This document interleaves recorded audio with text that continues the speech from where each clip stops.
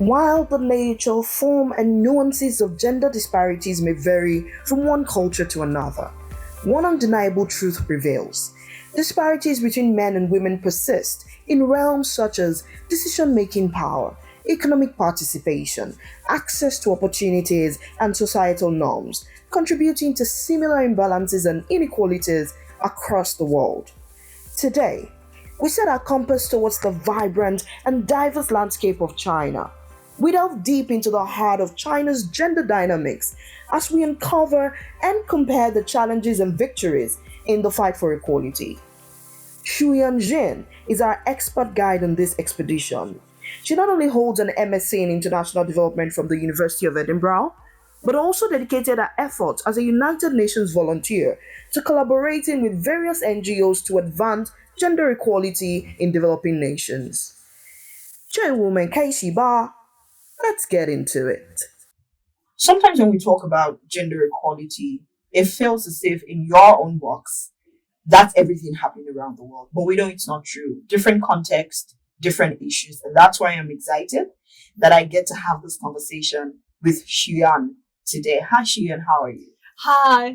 Adenike, nice to meet you. Yeah, nice to be able to pull you into this conversation because I'm curious. We know the issues we have in Nigeria, in Africa, broadly around gender equality. It's a very patriarchal society. And so even while shifting structures and institutions, we still have to shift norms and cultures and the way people have thought. I'm wondering, what's that like in your context, say in China? Do you have these issues in terms of gender equality, or is it like a perfect society where everything is working? Yeah, okay. So, thank you for having me again. And now I'm from China. So, for me, I mean, probably different from all the different countries in the Western world. Feminism is not about an issue only happened in the different countries, in Europe or in North America. It happened around the world. It's also in Africa and also in Asia. Right. And literally, for me, I still feel like there is no place in the world which can call it perfect society with equal rights in gender. Right. Like Africa, I listened to the conversation with Shama before, so I really like the idea she talked about, this feminist wave, the fourth feminist waves in the world, and all of them most of them are directed by the white people. So it's a sad fact. You can see the racial difference in these kind of things. Yes. Yeah, and I feel like it shouldn't be the duty of which races should be respond to. It should be a movement which need to unite all different races in Africa or in China or in Asia. Right. And it's a human duty to push a process of the feminist movement. Right. And luckily, I think in China, being largely impacted by the Western ideas in these recent years, more and more Chinese women, they grow their mind about these feminist ideas and about gender equality and about how to fight for the rights for themselves. Right. I mean, it's a good thing for me to witness something like that. And as we all know about China, China has experienced a very rapid development in economy, right, which means probably we might consider a little bit less than African society about the gender equality in healthcare or in wages and or something like that. But the thing is, I'm still a student, so probably I didn't know much about what happened in the workplace. Yeah. But as what I know so far, women can gain, and especially for our youngsters, women can gain the same wages, yes, as men in workplace. Right. But still, the problem for me, I feel what happened to this about Chinese feminism it's become a little bit more radical to me. Yeah. Explain that radicalism too, because here we're trying to get people to do a little more, speak up a little more. These issues are cross-cutting. This is not an elitist issue, but now you're talking about some kind of radicalization of the feminism movement. What's that about? Yeah, so because from the academic way, there are different there are differences between a different feminism, and the radical feminism is also a part of the mainstream feminist Right. ideas. I mean, Right. it's good to have these kind of ideas, and there's nothing wrong with this radical feminism, because Right. as long people can have a strong mind of this feminism, they could push a process of the whole movement. But the problem is I think, as what Shoma mentioned before in the last conversation, she talked about feminism should be something should be a freedom and to give for these women to do what they want to do. It's Right. about the women's own choice, Right. and none of our feminists should interfere other people's choices, especially for those women's choices. Right. Because I think Shoma said, if a girl wants to be a housewife, that's her choice. If a girl chose to be a Muslim and chose to cover her body, it's her choice. Even though some people might say, okay, the different religions are all highly led by this patriarchal system. But the thing is, if a girl chose to be aligned with this religion, or they chose to follow this idea, that's their choice, and we should respect their choice. Right. You shouldn't say something like that. Okay, if you are Muslim, if you chose to be a housewife, it's a waste of your time. It's a waste of your life. You have no respect to feminism. There's nothing wrong with people's choice. Right. We all have rights to do what we want to do. Right. But there's one thing happening in China on our social media. That's what I realized is some people I know one of my friends she's a beautiful, young, and well-educated girl, and she got married to the boy she fell in love during her university. Right. Yeah, and they got married after her graduation. I mean, it should be a romantic story. There's nothing wrong with it. Yeah. But the thing is, when she posted her story online, on social media, some feminists might comment something like that. Okay, why you got married so early? Oh. If you have such a good degree like that, and someone might also say, why you chose to have a baby with so early, okay, or build a family with this guy, you wasted your time, wasted your life. You should do something more meaningful to a society. Wow. I mean, this is it's kind of very, very severe criticism for me. Yeah. Isn't it kind of reverse? Some kind of reverse, maybe not patriarchy now, to say that we're saying, hey, equality, everybody treated the same, freedom of choice, and then we're taking that freedom away and saying you have to look this way to be a feminist. It's quite odd.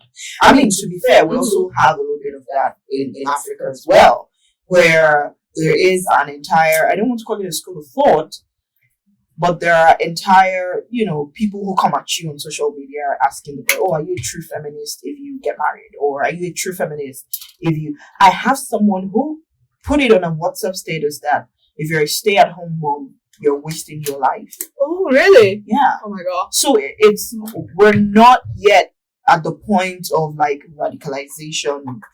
Radicalization sounds really bad, especially in our context where we have violent extremism. But that's not what we mean. We're just saying these extremes. This is what feminism should look like. So let me ask you, what's your ideal? What feminism should look like? What's the ideal for you? I probably prefer the more moderate way about this feminism. I think it's good. We should encourage people, especially for girls, to grow up their own mind, to build up their own feminist thoughts, and to their different lifestyles or their choices of life. But the thing for me is whatever the feminism should be, what kind of feminist you are, the basic idea you should follow is we should fight for girls' freedom. Right. we should fight for the females' power. Right. Like whatever they do, the basic things about respect. Respect to each other, respect to different feminists, respect to different girls, respect even to men in the world. And we need to have a basic respect to whoever we met. Yeah. And most importantly, we should respect ourselves. And we shouldn't just like to comment other people, like to comment different people's styles or comment different people's life choices. Because like they are all about their freedom. If they choose to do something like that, then just respect it. Respect. Yes. I think that's the most important thing is about respect. And I really don't think many people nowadays have these like basic ideas. Yeah. Yes, I mean we see that across social media on different kinds of issues. Where there's this echo chamber. Someone starts an idea, gets a group of people to agree with that idea, and then it feels as if you come with something different, then your idea is bad. Your idea is not useful. And I think that really takes away from all the achievements of gender equality over the years, where we say it's almost like transferring women from one prison, the prison of patriarchy, to now the prison of feminism, where you have to look a certain way. You have to be a career person to be a feminist, or you have to not have a child or not get married to be a feminist. I agree with you that it is problematic. Just to wrap up the episode, because it's a quick conversation, I literally hijacked Shuyang. I promise, I hijacked her to have this conversation. Just like a throwaway to what more can the society do to offer? Do you think women will be a lot less radical about their ideas if there's a lot more freedom within institutions to agree with that choice of whatever choice? What more can the society do to get us to this place of ideal, of mutual respect, of mutual equality, of everybody having the same kinds of choices without restriction? Okay, so like I think in China, like in Chinese society, especially on the political system in China, it's more like a top-down political like mechanism. So that in this way, like how to change the society, the one of the most important thing I think is to probably change the mechanism of this. Like I mean, the top-down system is good. I mean, like it's easier for China to achieve this kind of significant development today, and but also to process all these like this new thought wave about this like feminism or something like that. And it's also important for Chinese government probably to push this a little bit. Like probably the government could publish some policies to protect females' rights, especially in workplace, especially when those women they got pregnant, and how to protect their rights, how to ensure their income. So there are so many labors in China, and probably for some of these like women in Korea, they are scared of getting pregnant because like they worry someone is gonna take over their place. Yeah. So like in this, how to protect their rights, how to protect these pregnant women's rights in this workplace is I think a big thing for people to think about, and for those feminists in China, they should fight for how to protect this how to make sure these women we can't get this kind of to face this bias. Like people say, okay, we can't go now. We are not consider you because you might get pregnant in the future. So like I mean, like this is unfair for these women. So especially for those companies or for the government, they should think about these kind of things. Yeah. Thank you so much, Shuyang, for allowing me to hijack you to have this conversation. It's always good to have another perspective of the peculiarity of the issues in another context. So thank you for that. Thank you. It's always good for me to talk with people from different backgrounds. And it's also good because for me, I'm from China and I study in the UK. And now I'm working here in Africa. Yeah. I always love the remix of these different thoughts for people from different culture. Thank you. Thank you.